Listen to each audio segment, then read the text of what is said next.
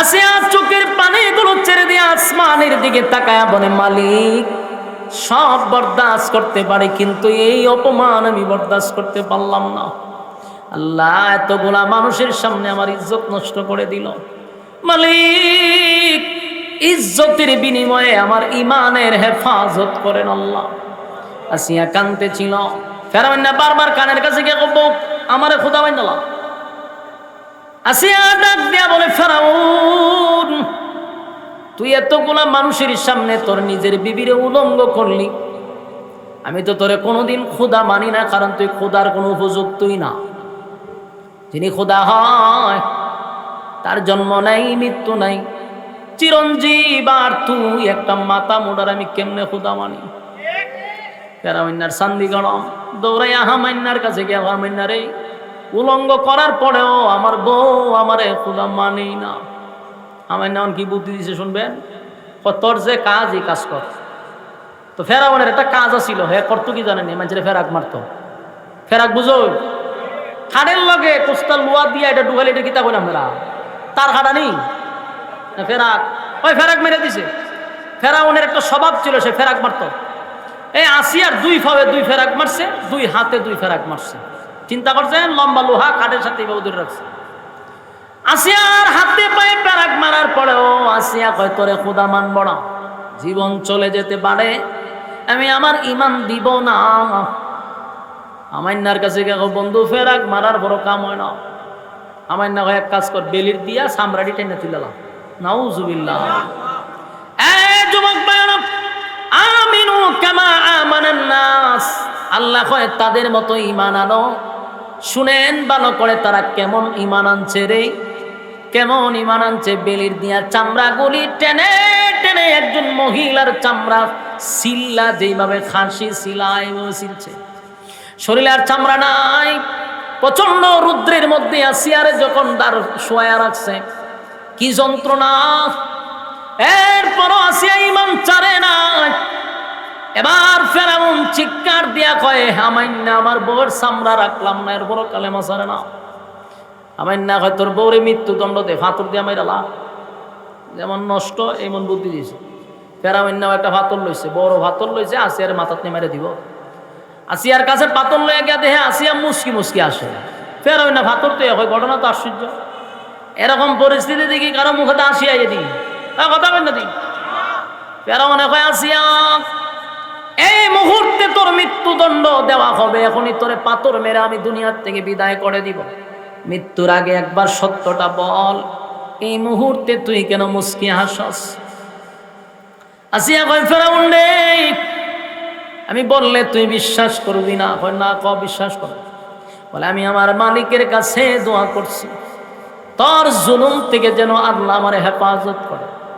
আমি আমার মালিকরে বলছি, মালিক, আর সহ্য করতে পারি না, আল্লাহ আমার জান্নাতে একটা ঘর দিয়া দাও, আমি তোমার জান্নাতে থাকতে চাই। আমার চোখের সামনে আমার জান্নাতি ঘর আমার চোখের সামনে আল্লাহ ধরায় রাখছে। এই একটা জবান বন্ধ রাখবেন না, আল্লাহু আকবার। এই ফেরাউন, আমার চোখের সামনে জান্নাতের বালাখানা, আমি জান্নাতের বালাখানা দেখা দেখা লোভ সামলাইতে পারলাম না, তাই তো আমি মুস্কি মুস্কি হাসতেছি। সুবহান। ফেরাউন পাথরটা লইয়া আসিয়ার মাথার মধ্যে মারছে। আসিয়া দুনিয়ার থেকে বিদায় হয়ে গেছে। আমিনু কামা আমানান নাস, আল্লাহ বলে তাদের মতো ঈমান আনো রে। তাদের মতো বলতে আসিয়ার মতো হতে পারে। আমিনু কামা আমানান নাস, আল্লাহ বলে ঈমান আনো তাদের মতো যারা ঈমান আইনা ঈমানের পরীক্ষা দিছে, ঈমানের পরীক্ষা দিছে, পরীক্ষায় 99 পায় নাই, 100 নাম্বার পাস করছে। এমন হইতে পারে সাহাবায়ে কেরামদের উদ্ধৃতি দিছে, সাহাবায়ে কেরামরাও ঈমানের জন্য জীবন দিছে, ঈমান দেয় নাই। পৃথিবীর 4 জন মহিলা যেমন সম্মানী, ইসলামের মধ্যে প্রথম যিনি শাহাদাত বরণ করছে ওনার নাম হলেন সুমাইয়া রাদিয়াল্লাহু তাআলা আনহা। আবু জাহলের নির্যাতনের শিকার সুমাইয়াও ঈমান দেয় না, ঈমান দেয় না, জীবন দিয়া দিছে কিন্তু ঈমান দেয় নাই। আমার যুবক ভাইরা, আজকে 5 টাকার চার কাছে আমরা ইমানটা বিক্রি করি, ছোট ছোট কথার মাধ্যমে ইমানটা আমাদের চলে যায়। সাবধান, যারা পরিমাণ ইমান লইয়া যদি কেউ কবরে যায় গো, একদিন আল্লাহ তুইলা জান্নাতে ঢুকাবে। আর যদি ইমান না থাকে, খোদার কসম জান্নাতের গ্রান কোনোদিন আমাদের নাকে আসবে না। অনন্ত কালের জন্য জান্নাতে রাখবে। লাবিসিনা ফিহা আহকাবা, যুগের পর যুগ, যুগের পর যুগ, যুগের পর যুগ জাহান্নামের আগুনে জ্বলতে হবে। তাই সাবধান, সব দিতে পারি কিন্তু ইমান বিক্রি করতে পারি না। কথা হয় না? আমার যুবক ভাইরা, ইমানের ক্ষেত্রে সাবধান, ইমানের ক্ষেত্রে সাবধান। সাহাবীদের জামানায় ইমান আনার অপরাধে বুকের মধ্যে পাথর রাখত। মরুভূমির বালু যেগুলা বাংলাদেশের বালুর সঙ্গে তুলনা করলে হবে না। মরুভূমির বালু যারা সৌদি গেছে তারা জানে, ওই বালুর মধ্যে যদি চাল ছেড়া দেন মুড়ি হয়ে যাবে, এত গরম। সেই বালুতে শুয়াইয়া উপরে পাথর রাখছে, কিন্তু ইমান দেয় নাই। একজন সাহাবী আল্লাহ বলার অপরাধে, শুধু আল্লাহ বলার অপরাধে জিব্বাটা বাহির করে পেরাক মারছে রে হযরত বিলাল রে। অপরাধ তো একটাই, শুধু কালেমা কেন পড়ছে বলুন? ইমান দিছে। কথা হয় না? খাব্বাব রাদিয়াল্লাহু তাআলা আনহুকে জ্বলন্ত কয়লার মধ্যে শোয়া রাখছে, ইমান দেয় নাই। আমার যুবক ভাইরা, ইমানের জন্য তারা জীবন দিছে, ইমান দেয় নাই। আমিনু কামা আমানান নাস, ইমান আনো তাদের মতো। তাই ইমানের ক্ষেত্রে আমরা যারা আছি, আল্লাহর কাছে মাঝে মধ্যে দোয়া করবেন, আল্লাহ আমরা ইমান বড় দুর্বল।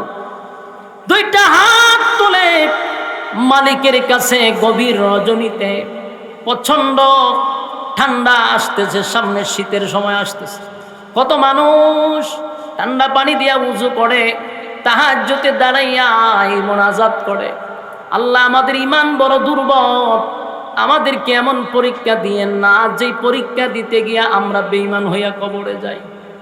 মালিক আমাদের ইমান বড় দুর্বল গো, আমরারে তুমি বড় পরীক্ষা নিও না। মাঝে মধ্যে দোয়া করবেন, আল্লাহ আমাদেরকে পরীক্ষা দিয়েন না, আমরা বড় কমজোরি, আমরা কম ইমানদার, আমরা যদি এখন বড় বড় পরীক্ষা নেন আমরা নির্ঘাত টিকতে পারবো না। তাই মালিক আমাদের বড় বড় কোনো পরীক্ষা আপনি দিয়েন না, যে আল্লাহর কাছে কইতেই। কারণ অনেক মানুষ গরিব আছে, এখানে গরিব আছে না নাই? গরিব মানুষদের একটা অভিযোগ হইল, আল্লাহ খালি আমরাই দেখছে। কথা হয় না? খালি হয় আমরাই দেখছে, এর মনের মধ্যে বড় কষ্ট হয়। মালিক বুঝি খালি আমরাই দেখছে। বড় লোকের বিল্ডিং দেখে হের ভিতরে বড় কষ্ট, বড় লোকের শান শৌকত দিকে হের রাতে ঘুমায় না, চিন্তা করে দেখছো নি খারবারটা, আল্লাহ আমার গরিব বানাইছে, তুমি বুঝে নিতে হবে যে তোমার সাবজেক্ট। এই গরিব হালতে ইমানের পরীক্ষা চলতেছে, আর বড় লোকের এটা দিকটা তুমি অত বেজার হও কেন? আল্লাহ তোমার যেরকম রাখছে গো আলহামদুলিল্লাহ। বড় লোকের বাড়ি দেখি, গাড়ি দেখি, আর চলাফেরা দেখি আমরা আফসোস করি, ভিতরে আর শান্তি নাই, ভিতরে কিতা নাই। কথা হয় না? এই প্রোগ্রাম করতে গিয়া জীবনে বহু মন্ত্রীর ঘরে ঘুমাইছি, বহু এমপির বাসাত গেছি, জীবনে বড় লোক কারোর সাথে বাদ নাই যে চলছি না, এরার জীবন দেখছি, এদের লাইফ দেখছি, জাগাত বইয়া বইয়া খালি হয়েছে আল্লাহ আলহামদুলিল্লাহ, আল্লাহ দূরে আছেন আলহামদুলিল্লাহ। কারণ আমরা গরুর গোস্ত দিলে হমানে খুবাই, আমরা ইচ্ছা মতে খাই, ঠিক নেই? আমি এক জায়গা মাহফিলে গেছি এক মন্ত্রীর বাড়ি, তো গেছি পরে আমার টেবিলও বসাইছে, এই পুরা টেবিল মানে হুতাইলেছে খাবার দিয়া, নদীর তে তুল্লা তুল্লা মাছ আছে, আমার গজর সব খাইবেন। তা আমার একটু ভয় লেগেছে, এ মন্ত্রী মানুষ, আমার ভিতরে একটা ডর হইলে, একজন ছোট মানুষ, আমার সব খাইতেইব। তো আমি ডরাইতেছি, আমার ফেটে উঠতে বড় না, আমি খাইতাম কি তারে বউ সব খাইবেন হুজুর।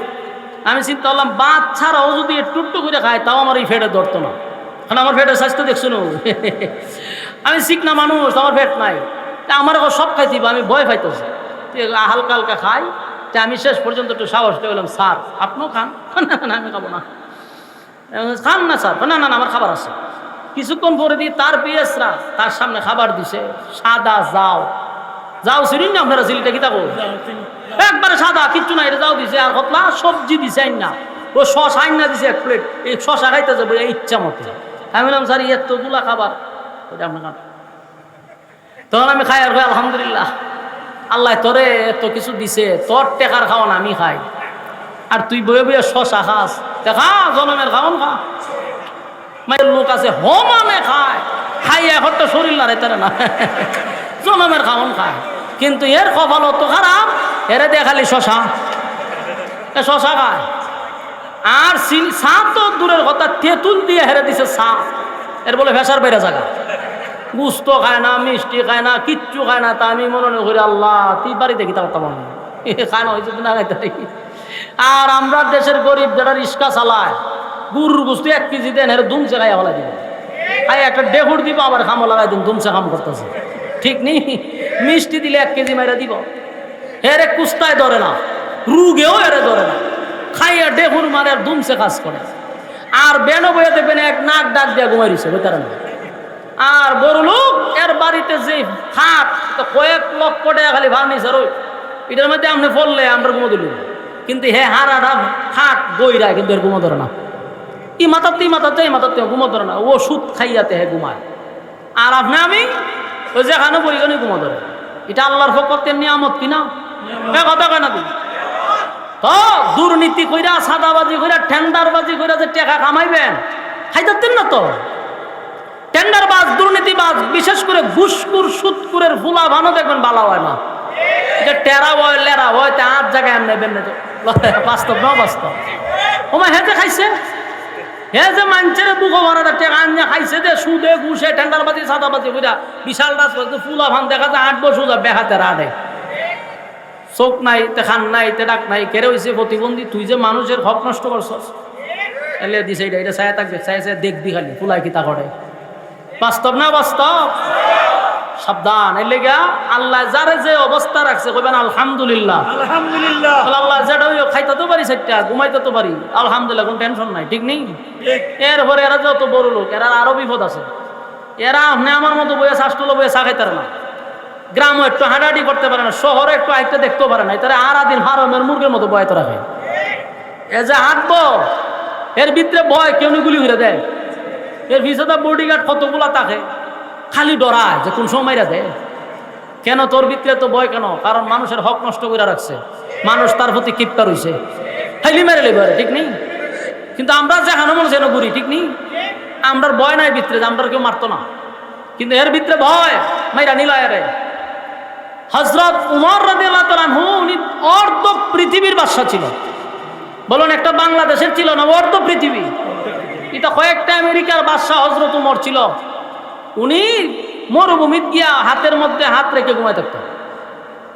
এ অর্ধ পৃথিবীর বাদশা ঘুমাই থাকতো যে কোনো জায়গায়।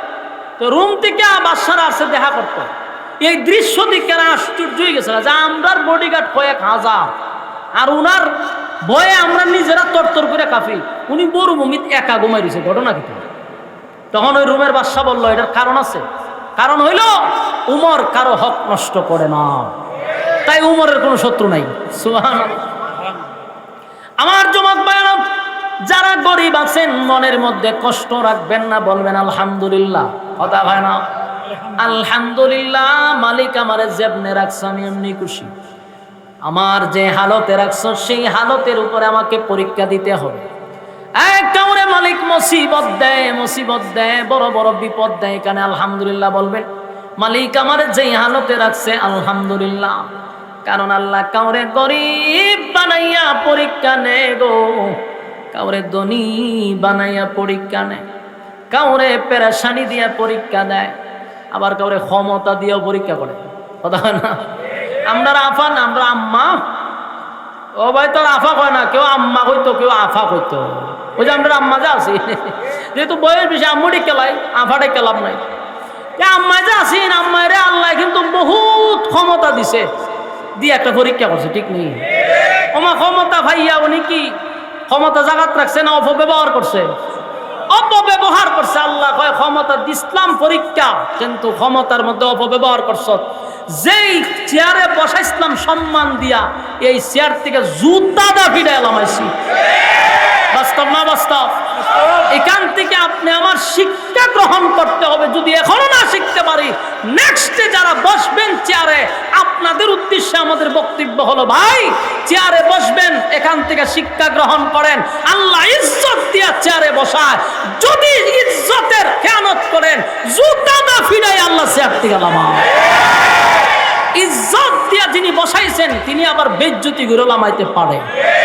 যার বাস্তব প্রমাণ হইল আমরা দেশের আম্মায় কিন্তু নিচে তো যাইতেছে না, উড়াল দিয়া গেছে। কেন? আল্লাহ ইজ্জত কি কম দিছিল?